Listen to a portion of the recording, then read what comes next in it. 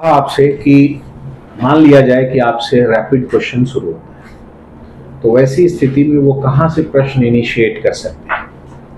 मेरे हिसाब से 3 ऐसी जगहें हैं जहाँ से वो प्रश्न आपसे इनिशिएट कर सकते हैं। क्योंकि आपका एकेडमिक क्वालिफिकेशन की जानकारी उनके पास होगी ही, इसलिए आपके ऑप्शनल पेपर से क्वेश्चन बन सकते हैं,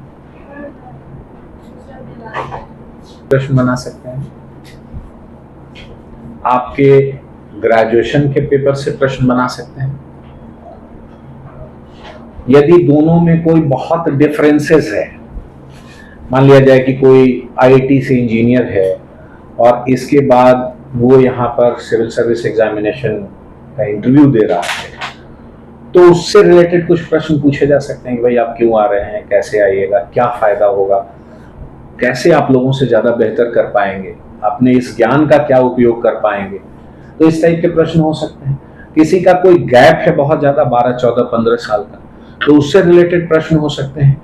लेकिन ये ग्रेजुएशन और ऑप्शनल के बीच में यदि कोई विरोधाभास है तो उससे रिलेटेड प्रश्न पूछे जा सकते हैं। ठीक है, उससे रिलेटेड प्रश्न पूछे जा सकते हैं। ठीक है, और ये जो ग्रेजुएशन और ऑप्शनल पेपर से रिलेटेड क्वेश्चन पूछे जाएंगे, उसका स्तर जो होने की संभावना है वो इनिशिएट कर सकते हैं।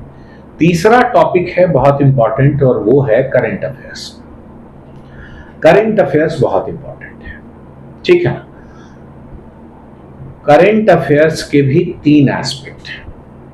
करंट अफेयर्स के भी 3 एस्पेक्ट है। पहला एस्पेक्ट है पूरे साल का मोटा मोटा करंट, जैसे 370, 35A,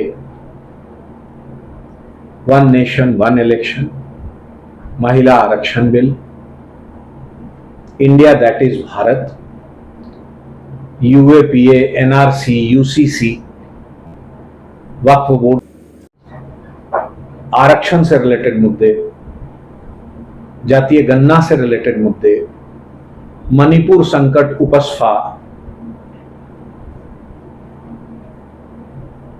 इंडिया कनाडा संबंध, इंडिया श्रीलंका संबंध, और US presidential election, India Maldives संबंध, बांग्लादेश की स्थिति, इंडिया नेपाल की स्थिति, यूक्रेन फिलिस्तीन वॉर,